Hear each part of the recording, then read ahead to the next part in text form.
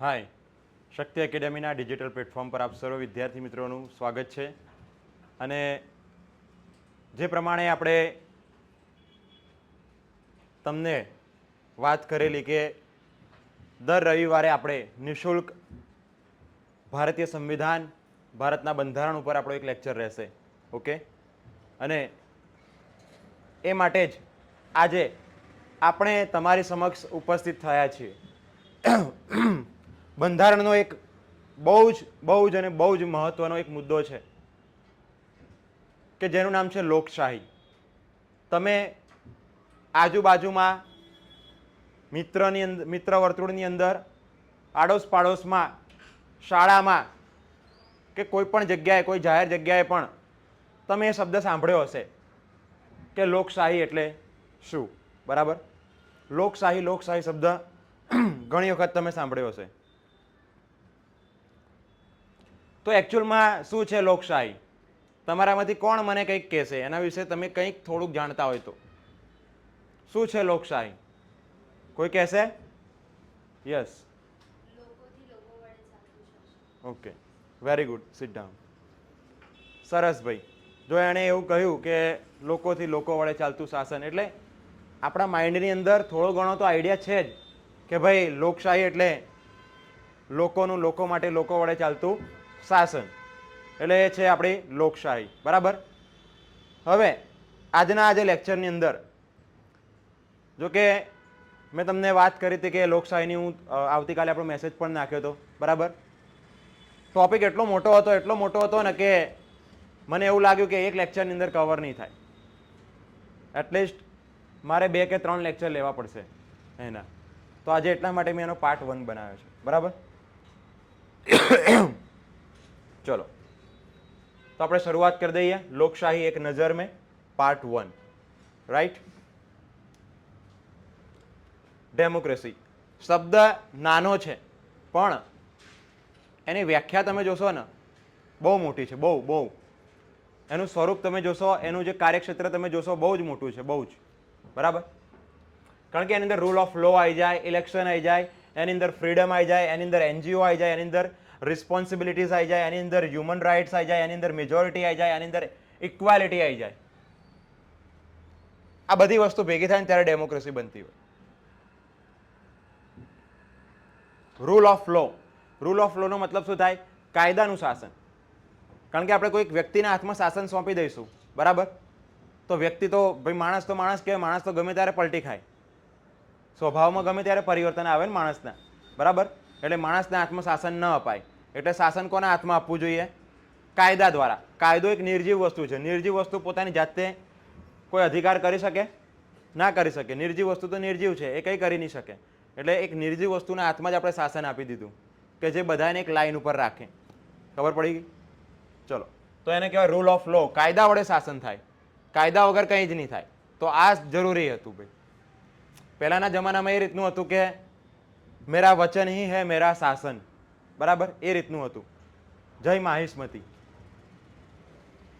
Okay, હું જે કહું એ સાચું, બીજું બધું ખોટું. રાઈટ. ઇલેક્શન થવા જરૂરી છે ભાઈ. ડેમોક્રેસીની અંદર જો ઇલેક્શન ના થતું હોય તો પછી ડેમોક્રેસી કહેવાય નહીં. ઇલેક્શન અત્યારે આવી રહ્યું છે. બરાબર, ઝળહળતો મુદ્દો છે. ફ્રીડમ, સ્વતંત્રતા. ભાઈ સ્વતંત્રતા પાછી 2 પ્રકારની હોય, હકારાત્મક, નકારાત્મક.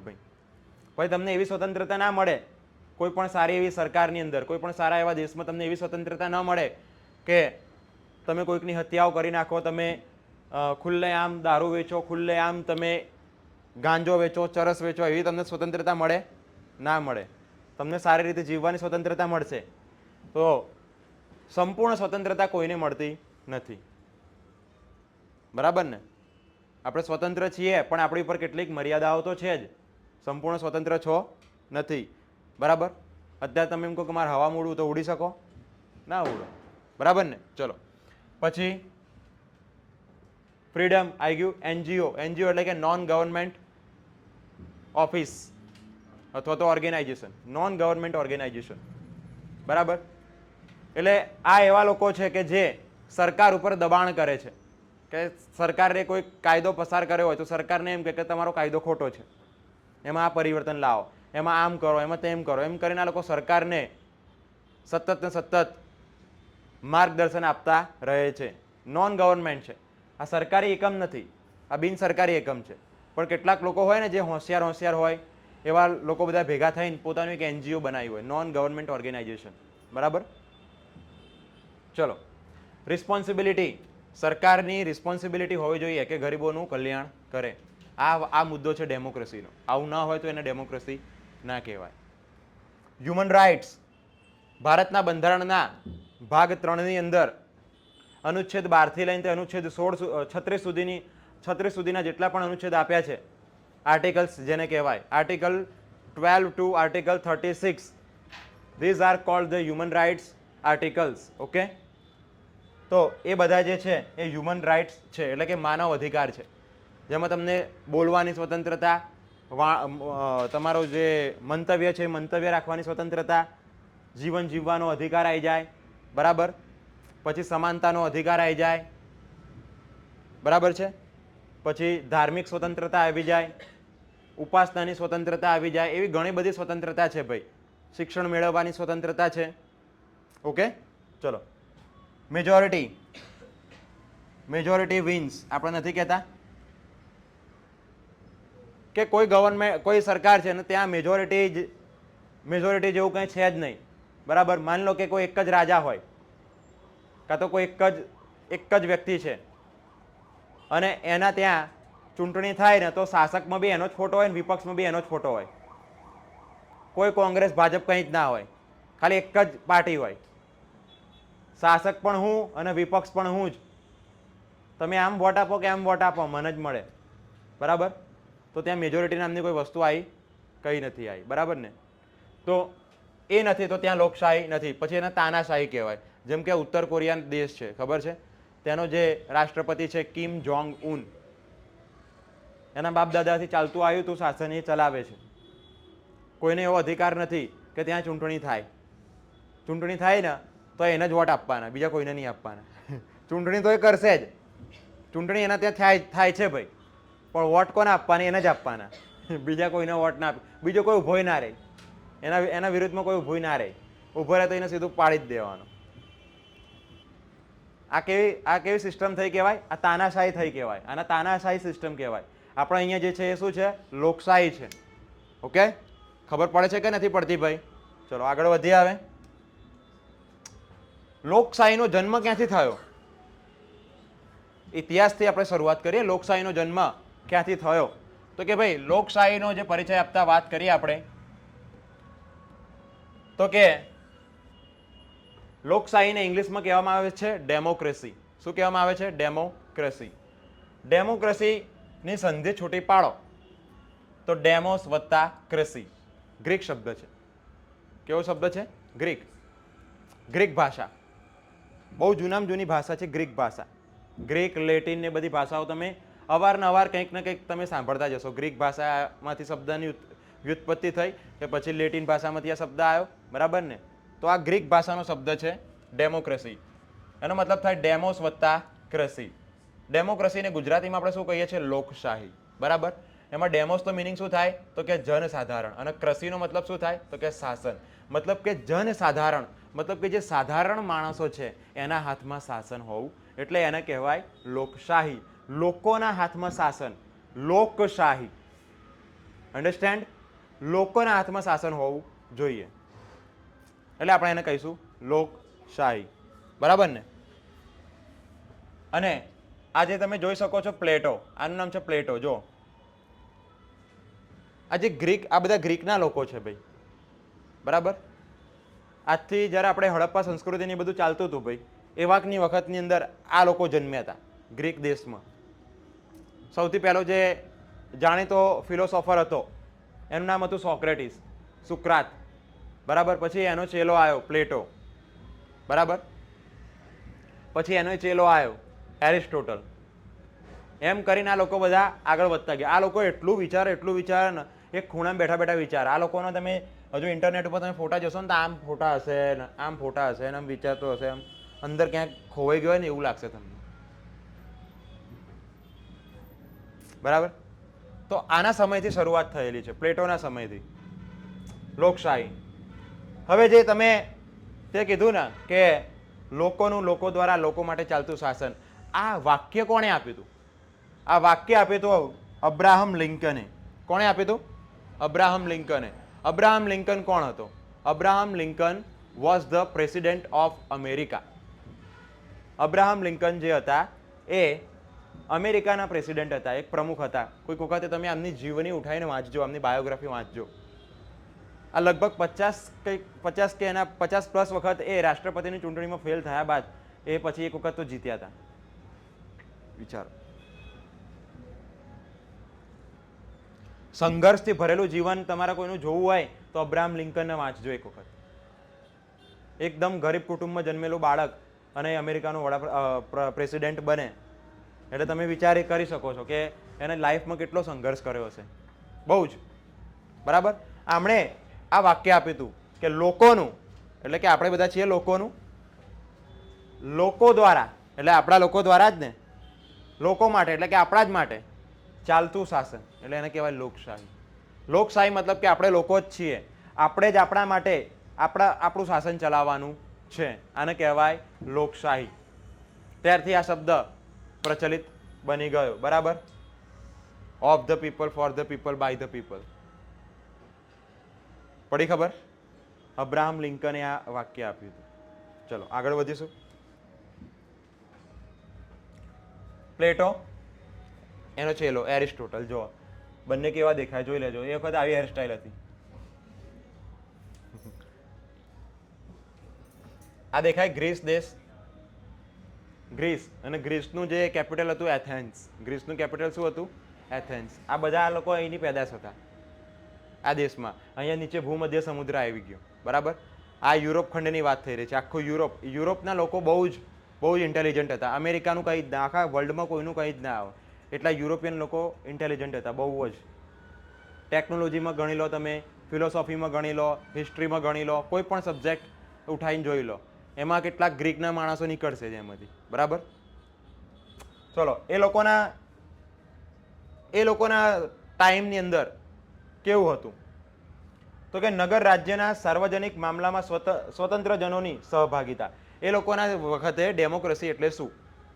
જો એકચ્યુઅલમાં આ લોકો જે હતા ને બધા ફિલોસોફર, એ લોકો શું વિચારતા કે આપણે એવું તો શું કરીએ કે જેથી કરીને આપણો દેશ સારી રીતે ચાલે. આપણે એવું તો શું કરીએ કે જેથી કરીને આપણા દેશની અંદર લો એન્ડ ઓર્ડર મેન્ટેન રહે, બધા શાંતિથી જીવી શકે, બધા સારી રીતે જીવી શકે, કોઈ પક્ષપાત ન થાય, કોઈ મગજમારીઓ ના થાય, કોઈ લડાઈ ઝઘડાઓ ના થાય, એકદમ શાંતિપૂર્ણ વાતાવરણ રહે, બધાનો વિકાસ થાય, બધાનો કલ્યાણ થાય. બરાબર. આવું આ લોકો વિચારતા. અને એ વિચારતા એમના માઇન્ડમાં શું આવ્યું? લોકશાહી.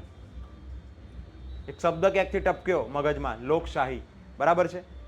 અને એમના વખતે જે લોકશાહી હતી એનો મિનિંગ શું? તો કે નગર રાજ્યના, મતલબ કે એમનું જે નગર હતું એના સાર્વજનિક મામલામાં, સાર્વજનિક એટલે કે લોકોના માટે જે ડિસિઝન લેવાનું હોય એ મામલામાં સ્વતંત્ર જનોની સહભાગિતા. સ્વતંત્ર જનો મતલબ કે જો પહેલાના જમાનામાં એવું હતું કે જે લોકો રૂપિયા પૈસાવાળા હોય કાં તો પછી જે લોકો જાતિગત રીતે ઉચ્ચ સ્થાન ધરાવતા હોય તો એ લોકોને મહત્વ વધારે મળતું હતું. જેમ કે ઊંચી જાતિના લોકો, રૂપિયા પૈસાવાળા લોકો, કાં તો પછી રાજાના નજીક સંબંધી લોકો, આવા જે લોકો હતા એ લોકોને બધા મોટા મોટા ડિસિઝન લેવાનું એમના હાથમાં હતું. બરાબર. કે કોઈ પણ ડિસિઝન લેવું હોય, આખા દેશ માટે કંઈ પણ ડિસિઝન લેવું હોય, કંઈ પણ નિર્ણય લેવો હોય તો એ કોના હાથમાં હતું? આવા લોકોના હાથમાં. બરાબર. પછી બીજું, સાર્વજનિક નિર્ણયો સુધી પહોંચવા માટે સ્વતંત્ર વાદ વિવાદ. જો એમના માટે કેવું હતું કે લોકશાહી એટલે શું? તો કે આ બધા લોકો ભેગા થઈને સ્વતંત્ર વાદ વિવાદ કરી શકતા. પેલો કે ના ભાઈ આમ ના હોય, પેલો કે ના એવું થોડું ચાલે, તમે આમ કહો, તમે આમ કહો. બરાબર. એટલે ત્યારે કેવું હતું કે સ્વતંત્ર વાદ વિવાદ એ લોકો કરી શકતા હતા. બરાબર. સ્વતંત્ર વાદ વિવાદ જ ના હોય તો લોકશાહી ના કહેવાય ને ભાઈ. તમે તમારા જે વિચારો છે તમે કોઈને પ્રગટ ના કરી શકતા હોય, તમારે કંઈક કહેવું છે તમે કહી નથી શકતા, તો એ લોકશાહી કહેવાય? વિચારો કે તમને તમારા મમ્મી પપ્પા એમ કહે કે ચલો આપણે માર્ચ મહિનાની અંદર ફેબ્રુઆરી મહિનો આવે છે તો આપણે જવાનું છે ફરવા. બરાબર. હવે તમારે બોર્ડની એક્ઝામ આવતી હોય તો તમે કંઈક કહી તો શકો ને કે ના પપ્પા એવું થોડું હોય, બોર્ડની એક્ઝામ આવશે મારા માર્ચ મહિનામાં અને તમે ફેબ્રુઆરીમાં બહાર ફરવા જવાની વાત કરો છો, આવું થોડું ચાલે? તમે આવું કહી શકો કે ના કહી શકો? પણ માની લો કે તમને કહેવાનો અધિકાર જ નથી, તો તમારા ઘરમાં લોકશાહીનું તંત્ર નથી. હવે ખબર પડી કે ના પડી? ચલો ત્રીજો મુદ્દો, સમુદાયના કાનૂન અને પ્રચલિત રીતિ રિવાજ પ્રતિ આદર ભાવ. જો શું કીધું છે અહીંયા કે જે કંઈ પણ સમુદાય છે, જે કંઈ પણ સમુદાય છે, સમુદાય મતલબ કે લોકોનું એક જૂથ, એક સમાજ, એ સમાજના જે કંઈ પણ રીતિ રિવાજ હશે ને એ બધા જ રીતિ રિવાજને આપણે કેવી રીતે જોવાના છે? આદર અને સત્કારથી જોવાના છે. કે ભાઈ માની લો કે કોઈ આ એક જાતિ છે, એ લોકોનું રીતિ રિવાજમાં આવું આવે તો આપણે એમને માન્યતા, ઓકે ભાઈ તમારો રીતિ રિવાજ છે, તમે વાંધો નહીં ભાઈ, તમે માની શકો, તમે તમારા રીતિ રિવાજને ફોલો કરી શકો. ભાઈ ભારતના બંધારણના આર્ટિકલ નંબર 25માં એવું કહેવામાં આવ્યું છે કે ધાર્મિક સ્વતંત્રતા છે, બરાબર? તમારે માન્યતા જે માનવી હોય તમે માની શકો. ભાઈ તમારે બાધા રાખવી હોય તો બાધા રાખો, તમારે ભૂવા બનવું હોય તો ભૂવા બનો, તમને સ્વતંત્રતા છે, તમને એવું કોઈ રોકટોક કરવાવાળું નથી, બરાબર? તો એટલા માટે જ આપણી લોકશાહી જીવંત છે એમ કહી શકાય, બરાબર? તો પહેલાંના જમાનામાં લોકશાહી એટલે આ રીતનું હતું, બરાબર? હજુ આગળ વધીએ, એમાં કેવો વિકાસ થયો છે આપણે એ જોવાનું છે. કે જો ભાઈ એરિસ્ટોટલ હતો, એરિસ્ટોટલે બહુ વિચાર કર્યો. એરિસ્ટોટલ બહુ ભેજાબાજ માણસ હતો, મતલબ બહુ વિચારતો હતો, બરાબર? પછી ક્યારેક ક્યારેક એના વિચારો પર પસ્તાવો પણ થાય કે યાર ના આવું નહોતું વિચારવાનું, હજુ થોડુંક વ્યવસ્થિત વિચારો, બરાબર? કારણ કે આ વિચારવાથી જ માણસ મહાન બનશે ને ભાઈ, બરાબર ને? તો જો એણે પહેલાં શું વિચાર્યું ખબર છે? કે લોકશાહી એ ઘણા બધા લોકોનું શાસન છે. એને એવું વિચાર્યું લોકશાહી એટલે લોકોના આત્મશાસન, બરાબર? એટલે કે ઘણા બધા લોકો એની અંદર આવી જશે. જ્યારે પેલું રાજાશાહી હોય ને તો એમાં કોણ હોય? એક જ રાજા હોય, રાજા કે એ ખરું, બરાબર ને? એટલે ખાલી એક જ વ્યક્તિના આત્મશાસન હોય. અને અહીંયા લોકશાહી એટલે શું? એને શું કીધું કે લોકશાહી એટલે ઘણા બધા લોકોનું શાસન, ઘણા બધા લોકોનું શાસન છે, બરાબર? બીજું કે અને આ ઘણા બધા લોકો એ અશિક્ષિત હોય, નિર્ધન હોય, અસંસ્કૃત હોય, જેથી તે લોકોમાં યોગ્યતાનો અભાવ હતો. હવે એણે એવું કીધું કે પહેલાં તો કે લોકશાહી જે છે ને ભાઈ એ ઘણા બધા લોકોનું શાસન છે, મતલબ કે એમાં કોઈ એક રાજા એવું નથી હોતું, એમાં ઘણા બધા લોકો ઇન્વોલ્વ થયેલા હોય છે, બરાબર? અને આ જે ઘણા બધા લોકો છે ને ભાઈ એ કેવા હોય? અશિક્ષિત, બરાબર? બીજું કે અસંસ્કૃત અને નિર્ધન. અશિક્ષિત, અસંસ્કૃત અને નિર્ધન હોય છે.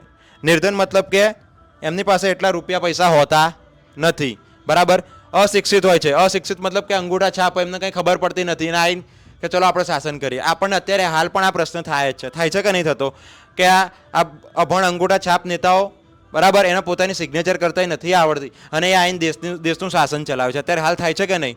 થાય છે કે નહીં? આ પ્રશ્ન આના થયેલો બોલો કેટલાય વર્ષો પહેલાં, આજથી હજારો વર્ષ પહેલાં, આજથી હજારો વર્ષ પહેલાં આ લોકોને આ પ્રશ્ન થયેલો. વિચારો કેટલા આગળ કહેવાય લોકો આપણા કરતાં. એની વાત સાચી જ છે ભાઈ, એવું નથી કે, બરાબર? કે ભાઈ લોકશાહીની અંદર આવા અભણો પણ પડ્યા છે, બરાબર? પણ પછી એનું સોલ્યુશન લાવશે ધીરે ધીરે, તમે જુઓ. પછી આથી હવે એનું ધ્યાન ક્યાં ગયું?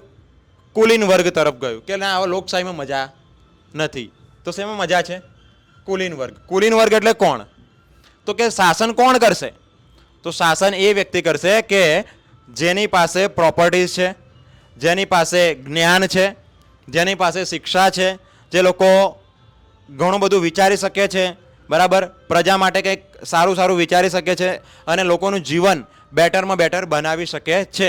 એને આપણે કહીશું કુલીન વર્ગ. એને આપણે શું કહીશું? કુલીન વર્ગ. તો એને એવું લાગ્યું કે ના ભાઈ કુલીન વર્ગનું જો શાસન હશે ને તો મજા આવશે. ડેમોક્રેસીમાં મજા નથી, લોકશાહીમાં મજા નથી. તો કે શેમાં મજા છે? કુલીન વર્ગમાં. પણ પાછળથી ભાઈ એને તકલીફ પડી. કેવી?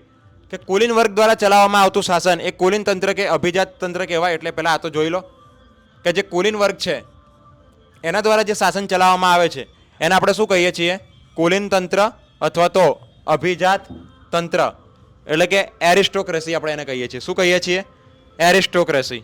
એરિસ્ટોટલ આવ્યો એના નામ ઉપરથી, એરિસ્ટોક્રેસી, બરાબર છે? ઓકે. પરંતુ હવે તેઓના દ્વારા પણ સત્તાના દુરુપયોગથી ગૂઢતંત્રની સ્થાપના થઈ, બરાબર? મતલબ કે હવે શું થયું ભાઈ? જો એક તો આપણને આ થોડુંક જે સાઉન્ડ સિસ્ટમ જે છે આ મતલબ કે સાઉન્ડ સિસ્ટમ મતલબ કે નોઇઝ પોલ્યુશન એ આપણને બહુ નડે છે, બરાબર? ઓકે, ચલો હવે આપણે અહીંયા મુદ્દા ઉપર આવીએ. સૌથી પહેલાં એને લોકશાહીનો પ્રચાર કર્યો કે લોકશાહી સારી છે. પછી એમાં એને મજા ના આવી. પછી એ ક્યાં ગયો? કુલીન વર્ગ તરફ. કુલીન વર્ગ તરફ ગયો એટલે કુલીન વર્ગને એને શું કીધું? એરિસ્ટોક્રેસી. કુલીન વર્ગ એટલે કુલીન તંત્ર. કુલીન તંત્રને એને ઇંગ્લિશમાં શું નામ આપ્યું છે? એરિસ્ટોક્રેસી. પણ આમાં પણ એને મજા ના આવી. કેમ? કારણ કે જે કુલીન વર્ગના લોકો હતા એ માની લો કે 100 જણાની સંખ્યા હોય, એમાંથી 4-5 જણા કુલીન વર્ગના લોકો હોય. 4-5 જણા ભેગા થઈને શાસન ચલાવે, બરાબર? એટલે બધા અધિકારો કોની પાસે આવી ગયા? કુલીન વર્ગના લોકો પાસે. હવે બધા અધિકારો કુલીન વર્ગના લોકો પાસે આવી ગયા એટલે એ પોતાના અધિકારનો શું કરશે? દુરુપયોગ કરશે, બરાબર? આપણી જોડે બહુ બધો પાવર હોય તો આપણે પાવરનો મિસયુઝ કરીએ કે ના કરીએ, બરાબર ને? એટલે આને પણ એવું લાગ્યું કે આ લોકો કુલીન વર્ગના લોકોની જોડે પાવર આવી ગયો, પણ એ લોકો શું કરે? પાવરનો દુરુપયોગ કરે, બરાબર? માની લો કે આપણે રાજા હોય તેમ કે ચલે આમાય પગ દબાય. હવે આવું કહેવાય કોઈને બી? કોઈકને બી ઈગો હર્ટ તો થાય ને ભાઈ, બરાબર? થાય કે ના થાય? તો કુલીન વર્ગના જે લોકો હતા એ લોકો બીજી જે નીચી જાતિ હતી એને એ લોકો દબાવતા હતા, એમનું એ લોકો પૂરેપૂરું શોષણ કરતા હતા. આવું થતું જ રહ્યું છે ભાઈ ઇતિહાસમાં, અત્યારે હાલ પણ થાય જ છે, બરાબર? તો એટલા માટે પછી એને એમ થયું કે આપણે ડેમોક્રેસી પણ નથી રાખવી કે એરિસ્ટોક્રેસી પણ નથી રાખવી, બેનું 50-50% રાખો. 50% ડેમોક્રેસી અને 50% એરિસ્ટોક્રેસી, બરાબર? એટલે કે લોકશાહી અને કુલીનશાહી એમ બંનેની જરૂર પડે. આને એવું પછી આ નિષ્કર્ષ ઉપર એ પહોંચ્યો હતો. હજુ આગળ આપણે વાત કરીએ તો આગળ આ બધા તો બહુ જૂના હતા, પણ હવે આપણે 16મી સદીની વાત કરીએ. 16મી સદી એટલે કે જ્યારે ભારતની અંદર અંગ્રેજોએ થોડો પગ પેસારો કરવાની શરૂઆત કરી દીધી હતી, બરાબર? તો આપણે એ સમયની વાત કરીએ તો કે 16મી સદીથી ઉદાર લોકતંત્રની શરૂઆત થઈ. 16મી સદીથી લોકતંત્ર કેવું બન્યું છે ભાઈ? ઉદાર બન્યું, બરાબર? હવે એમાં જે જ્હોન લોક કરીને એક વ્યક્તિ હતા એ પણ બહુ મોટા ફિલોસોફર હતા. જેમ પેલો વિચાર કરતો ને એમ આ બી વિચારતા હતા, બરાબર? અને આમના જીવનની વાત આમને એટલી બધી સ્ટડી કરી અને એમને સ્ટડી કરીને પછી એક નિષ્કર્ષ ઉપર એ પહોંચ્યા. કયો નિષ્કર્ષ? જો કે ડેમોક્રેસી શું છે, ડેમોક્રેસી શું છે એ વિશે જ્હોન લોક શું કહે છે. જો કે ડેમોક્રેસી એટલે કે લોકો જે છે એ પોતાનો રાજા કે પોતાનો પ્રતિનિધિ નક્કી કરે છે કે ભાઈ અમારો આ નેતા હશે, બરાબર? સાંભળજો હવે, લોકો શું કરે? પોતાનો નેતા નક્કી કરે છે. નક્કી કર્યો? આ વાક્ય વાંચજો. એ લોકો એવા ગૃહ સ્વામી જેવા છે કે પોતાના જીવન અને સંપત્તિ માટે એક ચોકીદાર રાખ્યો છે અને પોતે સતત જાગતા રહીને એ જુએ છે કે ચોકીદાર સૂઈ તો નથી ગયો ને. વિચારો, પહેલાં હું છું, બરાબર? મેં વોટિંગ કર્યું એક નેતાને. કેમ? કે ભાઈ આ નેતાને મેં વોટિંગ કર્યું, આ નેતા જે છે એ મારી સંપત્તિ અને મારા ઉપર પૂરેપૂરું ધ્યાન રાખશે. જો પહેલાં શું કરે છે લોકો એવા ગૃહ સ્વામી જેવા છે કે જે પોતાના જીવન અને સંપત્તિ માટે એક ચોકીદાર રાખ્યો છે. પોતાના જીવન માટે, પોતાના જીવનની સુરક્ષા માટે, પોતાની સંપત્તિ માટે એમણે એક નેતાને પસંદ કર્યો કે ભાઈ આ નેતા જે છે અમારું કલ્યાણ કરશે. પહેલાં તો પસંદ કરશે એ લોકો, અને પછી ચોકીદાર તો રાખ્યો અને પોતે સતત જાગતા રહીને એ જોવે કે ચોકીદાર તો સૂઈ નથી ગયો. લે, પહેલાં ચોકીદાર આપણે રાખવાનો હોય ખરા, અને પછી ચોકીદારની ઉપર આપણે નિરીક્ષણ રાખવાનું કે ચોકીદાર તો સૂઈ નથી ગયો ને. એ લે, આ કેવું કહેવાય, બરાબર? એટલે મતલબ કે આપણને ચોકીદાર ઉપર એટલો વિશ્વાસ છે નથી, એટલા માટે જ આપણે જાગવું પડ્યું ને. વિચારો, તમે તમારા ઘરની સિક્યુરિટી માટે તમે કોઈ ચોકીદારને નિમણૂક કરી, બરાબર? કોઈને ચોકીદાર રાખ્યો, બરાબર?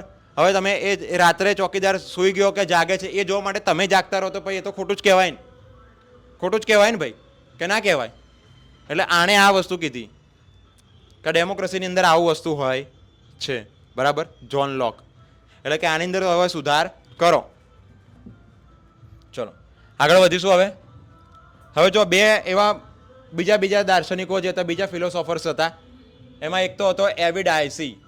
કોણ હતો? એવી ડાયસી. અને બીજો હતો જેમ્સ બ્રાઇસ. એક હતો એવી ડાયસી અને બીજો હતો જેમ્સ બ્રાઇસ. આ બંને લોકોને લોકશાહી બહુ પસંદ આવતી હતી કે લોકશાહી જ હોવી જોઈએ, બરાબર? તો એવી ડાયસીની જે પુસ્તક હતી law and public opinion in England during the 19th century, એમાં એને લખ્યું છે કે લોકતંત્રમાં કાનૂન બનાવવાની પ્રક્રિયા બહુમતીથી થવી જોઈએ. જો અહીંયા હું તમને આ બધું એટલા માટે બતાવું છું કે આપણે જે લોકશાહીનું નિર્માણ થયું ને એમને એમ રાતોરાત નથી થઈ ગયું. એના માટે વર્ષોથી પ્રયત્નો થતા આવ્યા છે, વર્ષોથી એની અંદર સુધારાઓ થતા આવ્યા છે. અને ત્યારે જઈને અત્યારે હાલ આપણો દેશ ભારત જે છે એમાં આટલી એવી લોકશાહી છે કે આપણે શાંતિથી જીવી શકીએ છીએ. બરાબર કે નહીં?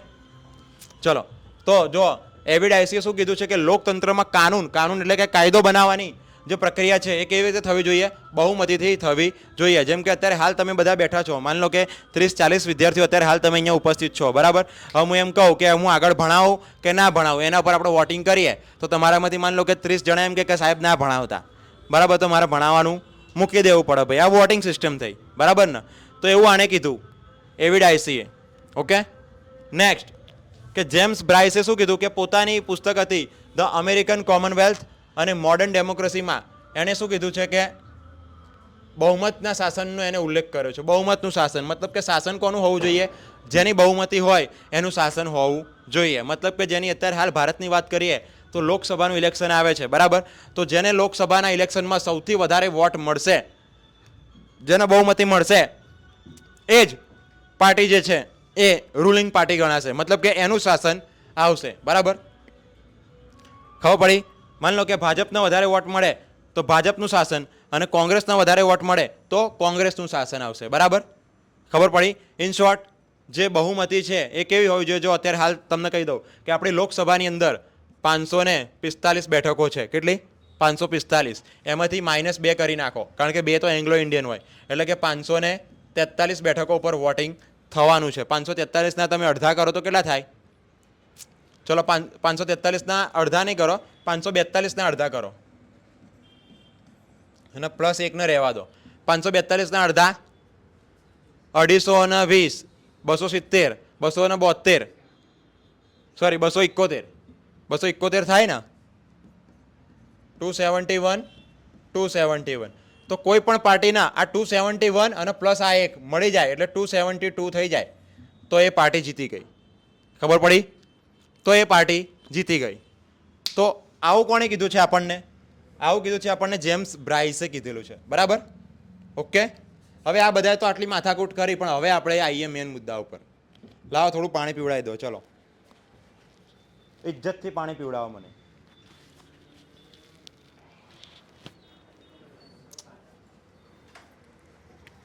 આ વચ્ચે હુર ગજરો અને બજરો બધું આવી ગયું નહીં?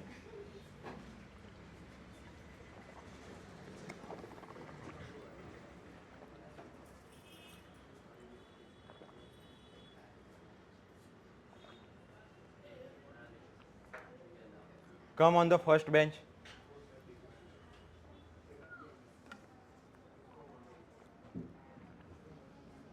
ચાલો, હવે લોકશાહીનો ખરેખર અર્થ શું થાય ભાઈ? તો પહેલું, જો લોકો એવા લક્ષ્ય નિર્ધારિત કરે છે કે જેની પૂર્તિ કરવાનો સરકારનો ધ્યેય હોવો જોઈએ. લોકશાહી, લોકશાહી મતલબ શું થાય? લોકોના હાથમાં શાસન હોવું. લોકશાહીનો મતલબ શું થાય છે ભાઈ? લોકોના હાથમાં શાસન હોવું. બરાબર ને? લોકોના હાથમાં કઈ રીતે શાસન છે ભાઈ? અત્યારે હાલ તમે લોકો છો, શું તમારા હાથમાં શાસન છે? શું તમે બદલી શકો સિસ્ટમને? શું તમે અત્યારે હાલ માન લો કે એમ કરો કે ભાઈ આપણે સ્કૂલ બપોરની કરી નાખો, સવારે ઉઠવાનું જોર આવે, તો કરી શકો? નહીં કરી શકો ને? તમે એમ કહો કે ભાઈ આપણે વેકેશન લંબાવો, જુલાઈ સુધી કરી નાખો વેકેશન, કરી શકશો? નહીં કરી શકો. બરાબર? પણ તેમ છતાંય હું કહું કે તમારા હાથમાં શાસન છે. કઈ રીતે? તો પહેલું વાંચો, લોકો એવો લક્ષ્ય નિર્ધારિત કરે છે. લોકો એટલે કે આપણે લોકો એવો લક્ષ્ય નિર્ધારિત કરીએ છીએ કે જેની પૂર્તિ કરવાનો સરકારનો ધ્યેય હોવો જોઈએ. મતલબ કે આપણો લક્ષ્ય છે કેવો? કે ભાઈ અમારે મસ્ત મકાન હોય, નોકરી હોય, રોજગારી હોય. બરાબર? બાળકો શાંતિથી ભણી શકતા હોય, પછી સ્વાસ્થ્ય સુવિધા સારી મળતી હોય, 2 ટાઈમ ખાવાનું સરસ રીતે મળતું હોય. આવો આપણો શું હોય છે ભાઈ? લક્ષ્ય. આવું શું હોય છે આપણું લક્ષ્ય? કે ભાઈ અમને આવું જીવન મળવું જોઈએ. અને આપણા આવા જીવનને સાર્થક કરવાનું કામ કોને કરવાનું છે? સરકારે. બરાબર? એટલે આપણે શું કરીએ છીએ કે ભાઈ મને આવું સારું જીવન કોણ આપશે? તો જે મને સારું જીવન આપે હું એને વોટ આપી દઉં. પડી ખબર કે નહીં? તો આફ્ટર ઓલ સત્તા કોના હાથમાં આવી? આપણા હાથમાં. જો એ આવું કામ નહીં કરે, આપણા ધ્યેયોને સાકાર નહીં કરી શકે, તો 5 વર્ષ પછી આપણે એને હટાવીને બીજાને લાવીશું. પડી ખબર? ચલો પછી બીજું શું કહે છે કે લોકો એ સરકારની દેખરેખ રાખે છે કે સરકારના હાથમાં કે જે સરકારના હાથમાં શાસન છે આ પણ આપણો એક શું કહેવાય, આ પણ આપણું જ એક શાસન કહેવાય કે આપણે શું કરીએ છીએ કે કોઈ સરકારને ઇલેક્ટ કરી, કોઈ સરકારને આપણે લાયા છીએ, કોઈ પણ XYZ સરકાર આવી, બરાબર, આપણે એના પર દેખરેખ રાખીએ છીએ કે આ સરકારે કેવા કેવા કામ કર્યા. અને આપણને દેખરેખ રાખવા કઈ રીતે આપણે દેખરેખ રાખીએ છીએ? મીડિયા જોઈએ છીએ આપણે, સોશિયલ મીડિયા, પછી ન્યૂઝ જોઈએ છીએ, સમાચાર પત્રો વાંચીએ છીએ, એમાંથી આપણને એ ખબર પડે છે કે સરકારે કયા કયા કામ કર્યા. તો આપણે સરકાર ઉપર શું રાખીએ છીએ? દેખરેખ રાખીએ છીએ. અને એ દેખરેખના આધારે પછી આપણે 5 વર્ષ પછી ફરતી નક્કી કરીએ કે હવે શું મારે એ જ વ્યક્તિને ફરતી નેતા બનાવવું કે પછી એની જગ્યાએ હું કોઈક બીજાના હું ત્યાં લઈ આવું. બરાબર, તો આ આપણા હાથમાં શું છે? એક જાતનું શાસન. પણ આ શાસન કેવું શાસન છે ભાઈ? પરોક્ષ શાસન છે. કેવું છે? તમે ડાયરેક્ટલી ના કરી શકો. એક વખત તમે એની ચૂંટણી કરી, ભાઈ 5 વર્ષ સુધી તમે એને નહીં હલાવી શકો. બરાબર, 5 વર્ષ સુધી તમે એને કંઈ કરી શકશો ના. તમારે એને હવે બદલો લેવો છે ને તમારે, તો 5 વર્ષ પછી રાહ જોવો તમે. બરાબર, આવું કેમ? તો આવું આપણા બંધારણમાં લખ્યું છે એટલે. બરાબર ને? એટલે આપણી લોકશાહી કેવી છે? બંધારણવાળી લોકશાહી છે.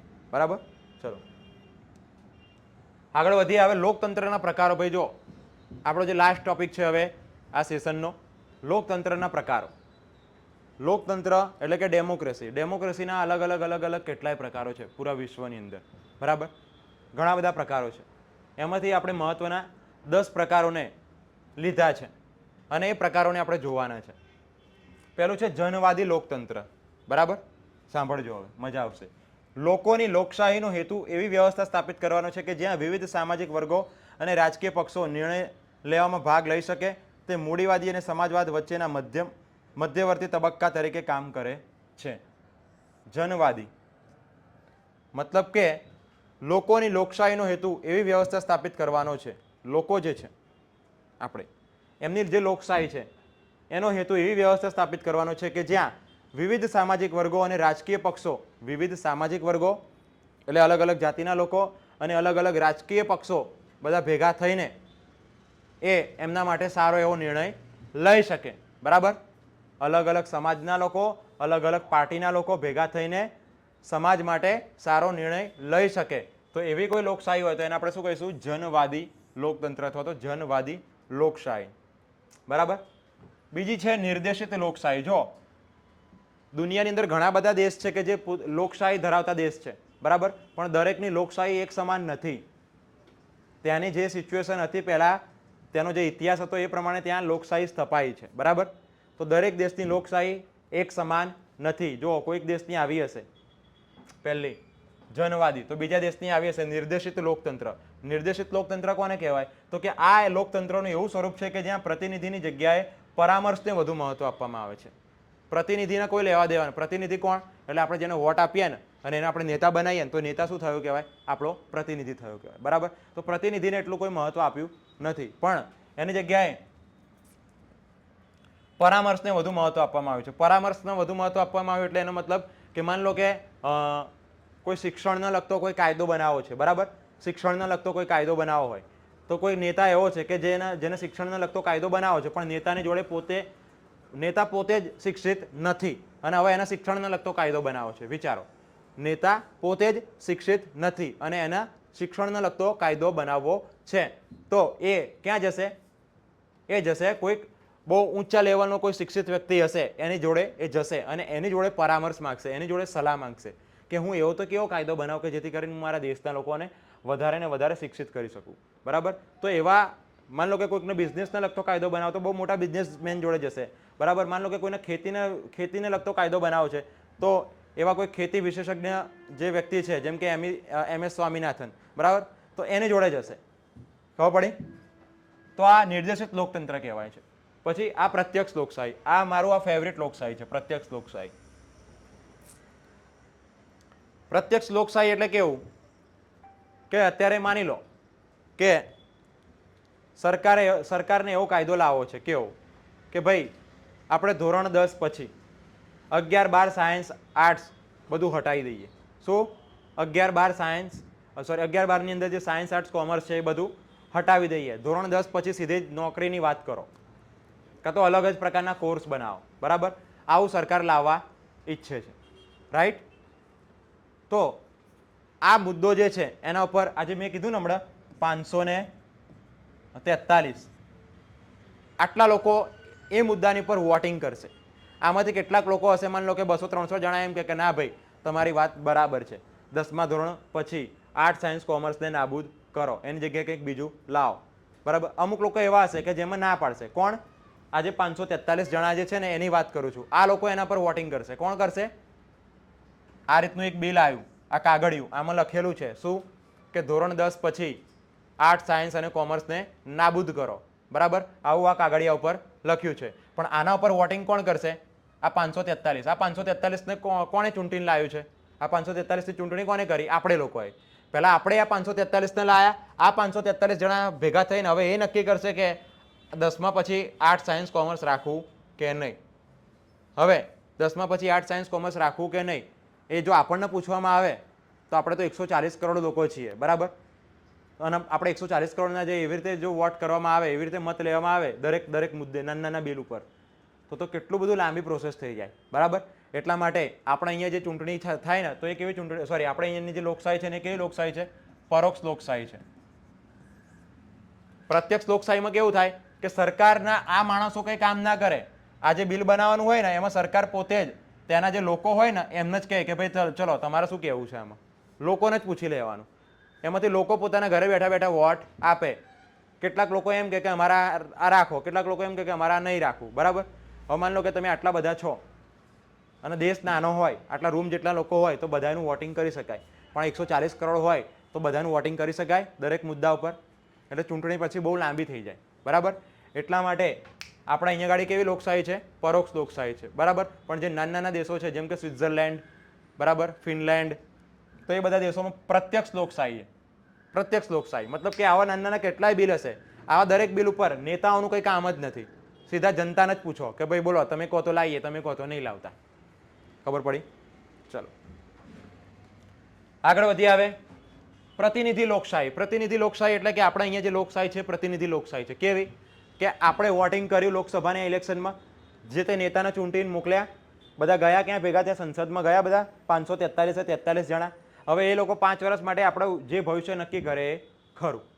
આપણે આપણો પ્રતિનિધિ ચૂંટીને ક્યાં મોકલ્યો? સંસદમાં. હવે સંસદમાં એ બેઠા બેઠા જે કાયદો બનાવે, જે પ્રમાણેનું કામ કરે, બરાબર, એ ખરું. પડી ખબર? તો આને કહેવાય પ્રતિનિધિ લોકશાહી. ઉદાર લોકશાહીની વાત કરીએ હવે. આ બહુ ફેમસ ટોપિક છે, ઉદાર લોકશાહી. ઉદાર લોકશાહી એટલે કે દરેકને, ઉદાર લોકશાહી મતલબ કે આખા દેશના દરેક નાગરિકને, પછી એ કોઈ પણ જાતિનો હોય, કોઈ પણ ધર્મનો હોય કે કોઈ પણ નાથનો હોય કે જાત ગમે તે હોય, પણ દેશમાં જન્મ્યો છે તો એને પહેલો તો મતાધિકાર મળવો જોઈએ, બરાબર. પછી એ ગરીબ હોય કે અમીર હોય એનાથી કોઈ લેવા દેવા નથી. એને તો પહેલાં શું મળવો જોઈએ? મત અધિકાર મળવો જોઈએ. મતલબ કે એની 18 વર્ષની ઉંમર થાય એટલે એને ચૂંટણી કાર્ડ મળવું જોઈએ અને એને વોટિંગ કરવાનો અધિકાર મળવો જોઈએ, બરાબર. આવો અધિકાર હશે. બીજું કે ચૂંટણીમાં જે નેતા ઉભા રહે છે, બરાબર, ચૂંટણીમાં જે નેતાઓ ઉભા રહે છે ને ચૂંટણી કરવા માટે, તો અત્યારે તમારે ત્યાં બધાના ઘરે આવતા હશે વોટ માંગવા માટે, બરાબર. તો ચૂંટણીમાં જે નેતાઓ ઉભા થાય છે એ ચૂંટણીમાં જે નેતાઓ છે એ પણ કોઈ પણ જાતિમાંથી ને કોઈ પણ ધર્મની અંદરથી આવી શકે છે અને ચૂંટણી લડી શકે છે. એમાં કોઈ મનમેક નથી. એવું નથી કે ખાલી ઉચ્ચ જાતિના લોકો કે ઉચ્ચ ધર્મના લોકો હશે તો એ લોકો જ ખાલી ચૂંટણીમાં ભાગ લે, બરાબર. તો એવું થાય તો એ ઉદાર લોકતંત્ર નથી, બરાબર. ખબર પડી? પછી અહીંયા જે જ્યુડિશરી છે એટલે કે આપણું ન્યાયતંત્ર, આપણું ન્યાયાલય, એ પણ કેવું હોવું જોઈએ? સ્વતંત્ર હોવું જોઈએ. એની અંદર કોઈ પોલિટિકલ પાર્ટીઝ કે કોઈ પણ એક્ઝિક્યુટિવ બાબત કોઈ પણ વસ્તુ છે તો એ લોકોએ ત્યાં ન્યાયતંત્રમાં જઈને કોઈ હસ્તક્ષેપ કરવાનો નથી. સુપ્રીમ કોર્ટ, હાઈકોર્ટ એ બધા સ્વતંત્ર છે, બરાબર. જો આવું સ્વતંત્ર ન્યાયતંત્ર હોય તો એને કહેવાય ઉદાર લોકશાહી, બરાબર. દરેકને પોતાનું વાત કહેવાનો અધિકાર છે, દરેકને જે ભણવું હોય જે કરવું હોય એનો અધિકાર છે, બરાબર. તો આને આપણે શું કહીએ છીએ? ઉદાર લોકતંત્ર, બરાબર. અને એનું જે વિરોધી છે એ શું છે? અનુદાર. તો જેમાં આમાં જે વસ્તુ બતાવી એ વસ્તુ જો તમને ન મળે તો એ શું થઈ જાય? અનુદાર બની જાય, બરાબર. ખબર પડી? ચલો આગળ વધીએ.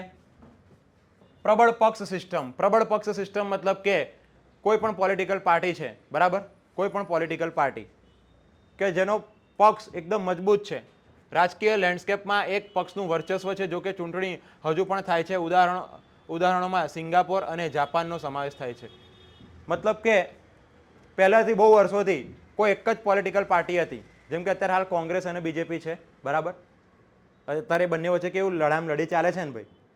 કોંગ્રેસે ઘણા બધા વર્ષો સુધી શાસન કર્યું, મતલબ કોંગ્રેસની પાર્ટી જે હતી એના ઘણા બધા વર્ષો એવા મળ્યા કે જેમાં એ લોકોનું શાસન હતું ભારતની અંદર, બરાબર. પણ હવે બીજેપીનું આવી ગયું, પાછું ફરીથી કદાચ કોંગ્રેસનું આવી શકે, પાછું બીજેપીનું આવી શકે, એટલે એ ચાલુ રહેવાનું છે.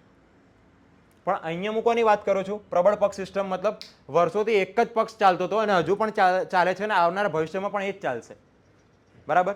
તો એવી પણ લોકશાહી છે, રાઈટ. વંશીય લોકશાહી. વંશીય લોકશાહી મતલબ કે વંશીય લોકશાહી એ એક રાજકીય પ્રણાલી છે જે તમામ માટે લોકશાહી, રાજકીય અને નાગરિક અધિકારો સાથે માળખાગત વંશીય વર્ચસ્વને જોડે છે.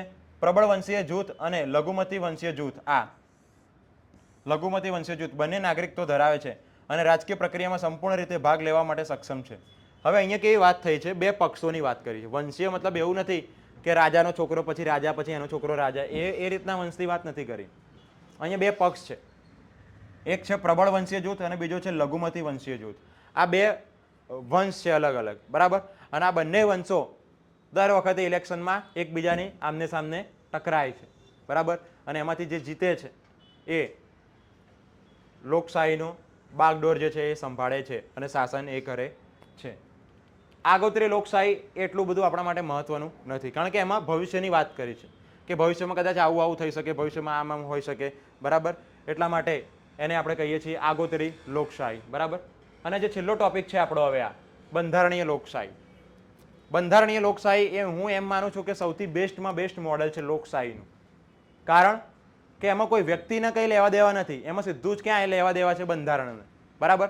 બંધારણમાં જે પ્રમાણે લખ્યું હશે એ પ્રમાણે થશે, જે પ્રમાણે કાયદો છે એ પ્રમાણે શાસન થશે. એવું નહીં કે કોઈક વ્યક્તિના મનમાં એમ આવ્યું કે આપણે હવે એક કામ કરો, સ્કૂલ અત્યારે ઉનાળો આવે તો સ્કૂલો બધી રાતની કરી નાખો, દિવસે બધા ઊંઘી જાઓ, બરાબર. આવું ના થાય.